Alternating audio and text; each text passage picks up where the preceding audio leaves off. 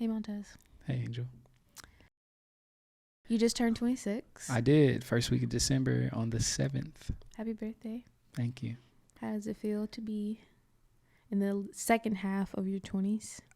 It feels, I don't know. I guess I haven't had much time to process what that means or how I feel about it, because it's just like, okay, I turned 26. It was in the middle of the week. It was on a Tuesday, and it had happened to fall after I just started a brand new job. So it's like I didn't really celebrate for real, other than, smoking a little tree and hanging out with you. And yeah, I mean, that's why you're here right now. that's why I'm here in Atlanta, to celebrate. So we can spend time together. Yeah, spending time together. Which has been nice. Yeah, it has. If you listened to last week's episode, you know that Montez and I have been long distance for the past 6 months. And so now we're kind of reacclimating into life together, living together again. Mm-hmm. I also wanted to clear up, like, I was listening to the episode back and I kept saying, like, we were in our parents' house. Me and Montez have different parents. Like, we don't have the same parents. Because it kind of sounded like I was saying we were in our parents' house, like, as if we were brother and sister. No. It definitely, I mean, I see how you could come to that, but to me it seemed like we're in our respective parents' house. Like, right. That's what I should have said. I never used the word respective, and so I just want to come on here and clear up today that Montez and I are not brother and sister, and that we're not related. Yeah. So that was a little bit of the week. I turned 26, started a new job, and that was last week for me. Yeah. How's the new job been for you? The new job has been nice. You have to give us your quitting story. What was it like quitting your old job? My quitting story. For all of us that want to quit our jobs. I don't want to quit my job. I'm just saying at one those point of you I did. That do. Yeah. Those of you that do. Job. She does not. Currently, I do not want to quit my job. Please don't fire me. Please don't. My quitting story, I guess, I, went through the application process for the job I have currently, and I was waiting on whether or not I got it. And when I did get it, I the next day put in my 2 weeks. It lined up with like a work trip that we all had to go on to like finish up a project. And it was a smooth transition. I feel like it was, it's the end of the year, and a lot of companies go on sabbatical for the last 2 weeks of the year. And my previous job, they do that. And literally when I put in my 2 weeks, it was going to line up with 2 weeks before that 2 weeks. And I've been enjoying being onboarded to the new job. It's been a very exciting and informative and fun experience. Yeah. So Montez is working with me again. We used to work together at our last job. Now we work together again, which is fun. Yeah. This company is a lot different than where we worked previously, which was like ran by, we were basically the only Black people there. This, where we work now, is owned and ran by a Black woman, queer Black woman. It's very radical. There's no like hierarchy. It's a lot of really progressive ideas, and Montez is like low-key the only guy that works there. It's a weird small company, so I didn't think about that. Yeah, you're the only guy, I think, which is interesting. Yeah, I mean, it's kind of how I grew up. I grew up the only guy. I was raised literally by all Black women, so that's cool, I guess. I didn't think of that before, like being the only guy. Yeah, shaking up the energy. Hey. But gender isn't a real thing anyway, so yeah. These past 2 weeks have been super busy. This is airing the week of Christmas, so this is like the first 2 weeks of December. It's been really busy because it's like that rush time to get all the things done, so you can have that break. And I feel like it's hard for me to take a break sometime though. Like, I don't know, like it feels suspicious. Like when somebody's like, you can have a break, I'm like, but there's more work to be done, especially like working in social media. Like social media is so 24/7. Like there is no sleep, and so it's really hard for me to draw boundaries with my work. And something I'm working on, I'm really trying to get my screen time lowered, but I'm constantly on freaking Instagram, like the freaking serotonin. I'm addicted to that shit. I'm not even gonna lie. I'm addicted I mean, to Instagram. yeah. All of us are in some kind of way. I hate it though. Like I find myself throwing my phone constantly. Like get this shit out my face. And I say I want a burner phone, but do I go get one? Do I go get a burner? No. It's like when or if you get a burner, it's like, do you actually use it, or do you? Right, I'm never gonna use it. I work in social media, so I'm probably never gonna use it. Yeah. I just feel like we have to find ways to have healthy boundaries with it, and it's definitely been like fuck with me. Like we're like in the holiday season. And last episode we got into like Thanksgiving, and I kind of touched on like my weird shit around food a little bit, but barely.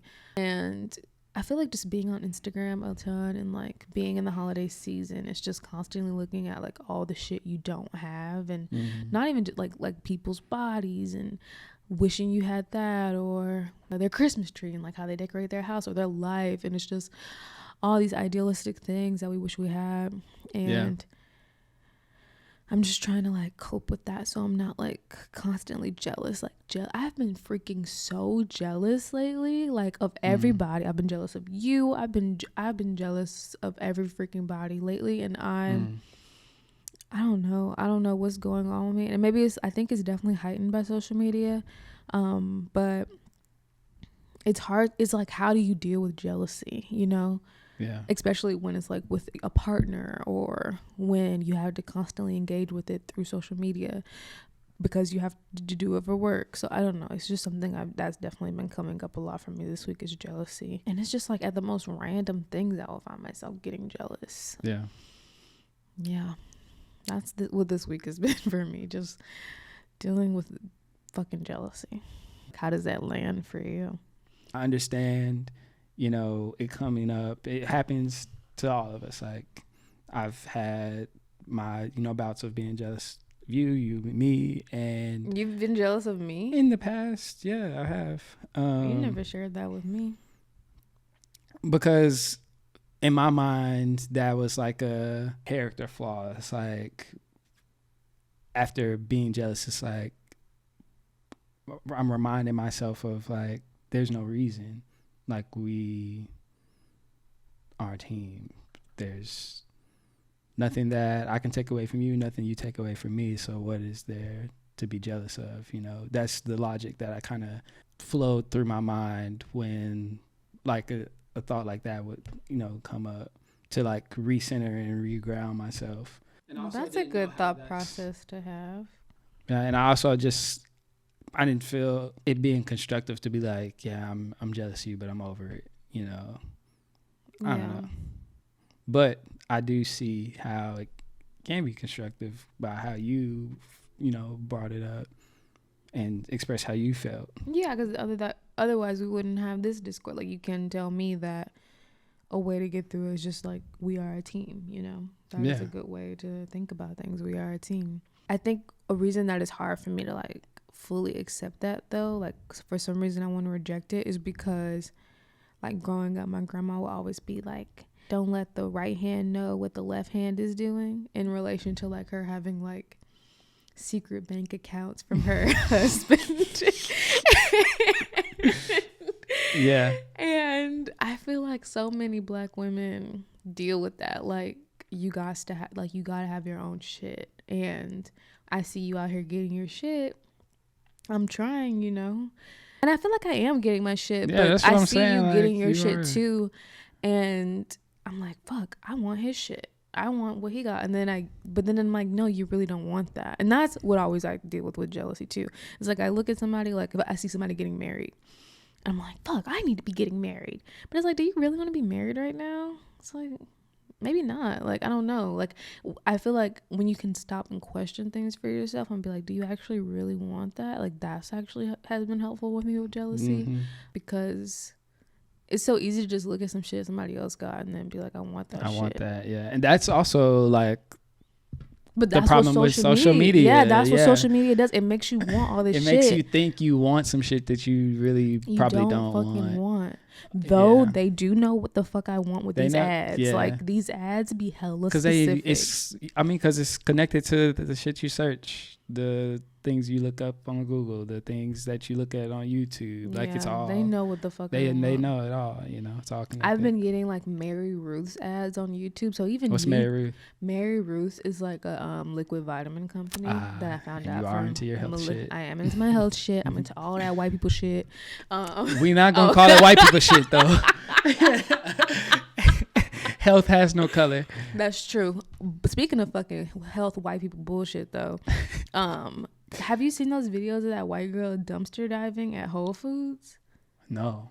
I'll have to insert They throw these out videos. like some good shit. They throw out so much shit because the shelves have to be so stocked at all times.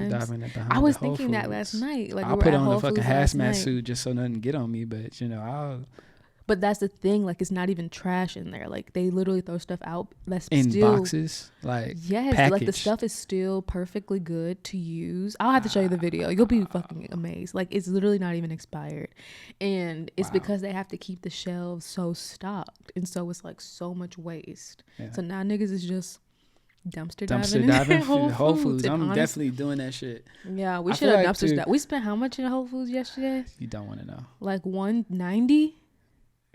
It was $196.56. Barely got anything. Like the fridge is not stocked. The fridge. Whole Foods is expensive as fuck. It's so expensive, Montez. So normally we go to the farmer's market, but last night in the Airbnb we're staying in currently, as we're transitioning out of my parents' house, the Whole Foods was closest, and so we went to this Whole Foods. Montez gets salmon. Now typically at the farmer's market you can get 2 salmon fillets for $11. I'm not talking about no bullcrap salmon. I'm talking about wild Alaskan sockeye salmon. 2 huge fillets for $11. Montez got how many fillets? Just one, right? It wasn't about the fillet. It was the weight. It wasn't about the fillet. It was a pound of wild caught king salmon, Okay. and it was $31 Insane. for a pound. In freaking sane. That is expensive. Whole Foods, y'all got to do better. It's I still not bought even it just though. Whole Foods though. It's like because they gave it to him. Also, questions I need answers. Can you, after someone's giving you the packaged fish at Whole Foods, can you give it back to them and be like, actually, I changed my mind? Well, I could have. At first, I had 2 pounds, and then I saw that was gonna be like $80. It was like almost 2.5 pounds, and I saw that. Why did you I was say like, pounds like that? because I heard myself. 2.5 pounds. It was like 2.5 pounds. It was like 2.5 pounds, and I saw that it was like $78, almost $80. So you knew it was $31 when you got it. When I got it, So why did you act like you didn't know it was $31? I didn't. Act Yes, like I you didn't did. know. Yes, I was like, Montez, yes, you did. I act like I didn't know. Yes, it was. Maybe I had to act like I didn't know. So Yeah, you acted like you didn't know. I had to. I'd be like, oh damn, That's didn't what know. you did. Literally, it was in the cart, and I picked it up. I said $31, and you were like, I didn't know it was that much. And you're like, I'll just take the L. And I'm like, no, let's take it back. Yeah, I probably could have taken it back, but then I was like, I had already did the thing about the 2 pounds, and then she bagged it up for the 1, and I didn't want to have to take it back. So You just lied in front of me. You were embarrassed. I was embarrassed. I get it. I spend a lot of money on stuff too that I'm ashamed to say. Hey, you know. Oh, we should do that TikTok. They did a little thing. It's like a quiz going on TikTok where you say like who spends more money. Oh, I know what you're talking about. Who spends more money? Who? Yeah, it's like a little who does this thing. Yeah, who does this more than the other? Who do you think spends more money out of the two of us? Definitely me. Yeah, definitely you. I don't even want to say your little business venture that needs to make some money ASAP. I got another thing that I'm gonna get to. Well, we'll talk about that later. I don't even want to know. Yeah. So let's get into this cross-country road trip that we're taking. Yeah. So like you said, we're gonna travel to California in January By car. We're gonna drive to California. That's a little daunting. I'm not gonna lie. 3,000 some miles. Something like that. It's 2,900, 3,000, something like that. I don't know. It's yeah, it's a long drive. Montez does not sound like a fan of road trips. I am very excited about it. We're gonna stop in Dallas to see my friend Cody, if I dare say my best friend Cody, and we're also gonna stop and see my coworker Naya, who I'll be meeting for the first time in person because we all work on a fully remote team. So that's gonna be really exciting. Then we're making a little stop in Albuquerque to live out our Breaking Bad fantasies. Gonna cook up some blue meth. No, I'm just kidding. I'm not gonna do that. We're gonna do that, and then we'll be in California. Yeah, so it's gonna be a long drive. At least we're breaking it up. It's gonna be 10 hours from Nashville to Dallas, and then from Dallas to Albuquerque, another 10 hours, and then 14 from Albuquerque to LA. I'm excited about it. Yeah. I basically drive to Nashville like it's nothing now, and I have to drive to Nashville to get Montez because he's going back to Nashville this week, and then we'll be traveling the week that this comes out. We'll be starting the journey, so super exciting. Yeah, I hope that it stays that way. And we'll be sure to document everything, so if anybody else wants to take this drive, they can check this out, or if they just want to be if y'all just want to be entertained, just, hopefully we don't get into too many arguments, but we make no promises. We don't make any promises. Yeah, something that's been coming up for me though around the trip is that people keep asking like, oh, what you going to Cali for? And I don't like that question. Like, I feel like because I don't have no reason why I'm going. We're just going. We're just going. Like, we're going. We want to go, so we're gonna go. Our jobs are remote. Yeah. I've always wanted to go to Cali. I've never been. I have too. Montez has been for work. Just once, yeah. And yeah, I feel like if you work a remote job, like, and you don't travel. Yeah, you don't have to be tied to anything. We're also doing like a little stint in Paris in March, which I'm really excited for. And then in February, we'll have to figure out where to go in between there, like, because I don't want to get an apartment in February. Yeah. Like, it feels stupid to do that. Because then we'll be in Paris for almost March. 2 weeks. I mean, yeah, we'll have to figure it out. To pay for the Airbnb in Paris. And then, like, it just feels like it's going to be tough. Yeah. We'll have to figure it out. I mean, worst case, we go to our parents again for that's what I don't want to do. Yeah. But it's like, or we get an Airbnb for a month, but then that's also expensive. Like, it is cheaper for a month to get an apartment than get an Airbnb. So if we find a place that we want to be for a year, for a lease, or however long the lease is. I want to be on my nomad shit, low key. Well, then we figure out the Airbnb thing. Then if the goal is not to go back to our parents' house in February, then it'd be Airbnb, hotel, Vero. You mean Verbo? Verbo. I said Vero. Yeah. Verbo or getting an apartment. So yeah. How do you feel? You trying to be on your nomad shit, or you want an apartment? I mean, I was when we were talking about it, I was talking about wanting to move around and just see where the wind takes us. So I'm down to definitely be on that nomad shit. I just know it gets expensive. It definitely gets expensive. But this podcast about to be a streaming revenue, freaking YouTube popping off. There's money coming in. Yeah. Chloe and Hallie said I got money everywhere before they had money. And now we have money everywhere. I'm getting back on my manifesting shit. Like, we got money. If we want to have that nomad lifestyle, because I really don't even know where I want to live for real. Like, we've been locked in the house for 2 years. Like, I'm trying to get out and shake some ass, okay? I'm trying to meet some new people. I really don't have that many friends right now. So if you want to be friends, like, let's be fucking friends. No weirdos. No, especially the weirdos. No, what? Like, weirdos that are like murderers, weirdos. Oh yeah, definitely. The same murderers. No. Yeah, I want to just meet new people. I want to see new things, and I just don't know where I want to live for sure.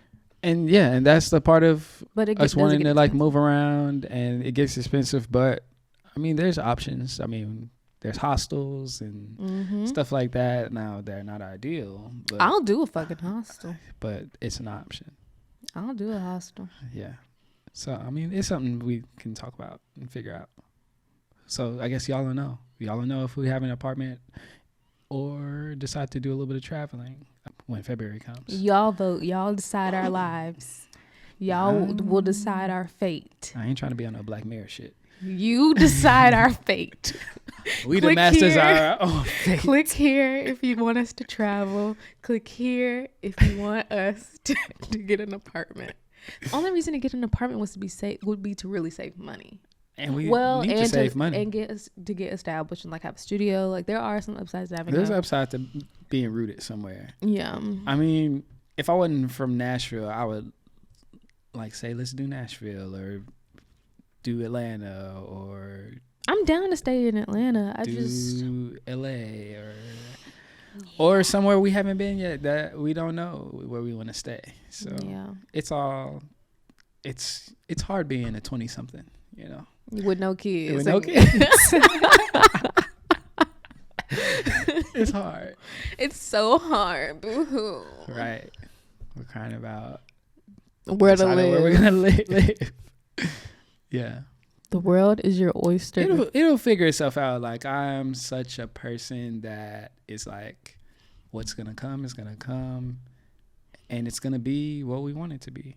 I love that for you. That's why I love that you're my boyfriend. So, what are we fostering for this week? What are you fostering for this week? Abundance. I love that. Abundance, for sure. Yeah. Yes, abundance. Mm-hmm. What about you? What are you fostering? I would say the same, abundance. I did a meditation yesterday. It was on abundance, and I feel like I have been kind of, with the jealousy and everything, like sinking back into a scarcity mindset. And so I feel like this conversation right here is a good reminder to get back into an abundant mindset, get back into abundant thinking, and knowing that we, create this life. Yeah, we literally are the masters of our own fate. Yeah. We speak it, and it is. I am the master of my own fate. I am the captain of my soul. Greek life. I'm a GDI, so. Yeah, I think that's all for this week. This was a fun episode. We're happy to be back doing this. Yep. And we are already doing better than before. Yeah, we're doing better than before. Well, last time we had 2 episodes. So once we get to 3, then we could say we're doing better than before. Well, we're doing exactly how we did last time now. Yeah. So once we get past this one, which we will, we'll be doing better. Or not better, we'll be doing different than before. Because before wasn't bad. It was just before. And so now it laid the groundwork for this. Exactly. Yep. But yeah, we hope that you guys have a good week. Thank you for listening. If you made it this far, we appreciate you. We appreciate you. Please follow us on Instagram. You can check out our podcast at The Fostered on Instagram. And do all the things that you're supposed to do to support the podcast you like. Comment, subscribe, please. It means a lot to us. And we want you to join this community. And if there's anything that you guys want us to talk about and touch on, we're happy to do that as well. If you're watching this and you made it to this, like, tell us what you're fostering for your coming week or the... Oh, yeah. I mean, it's the holidays, so... It's Christmas. Merry Christmas if you're into that. Yeah. Happy Hanukkah, happy Kwanzaa. Yep. All the things. Yeah, so maybe share with us, or even if it's not with us, like share with your immediate friends and family, like what you're fostering. Yeah, but also share it with us. Because we told you. Yeah. Don't be trying to be like, yeah, I came up with this. I came up with this. You ain't come up with shit. Neither did we, but we said it. I did. It's literally my last name. Yeah. But I'm saying, well, I was in a big woo-woo, like, everything's given to us. Blah, blah, blah. Bye. It is not created nor destroyed. Okay. Hang up.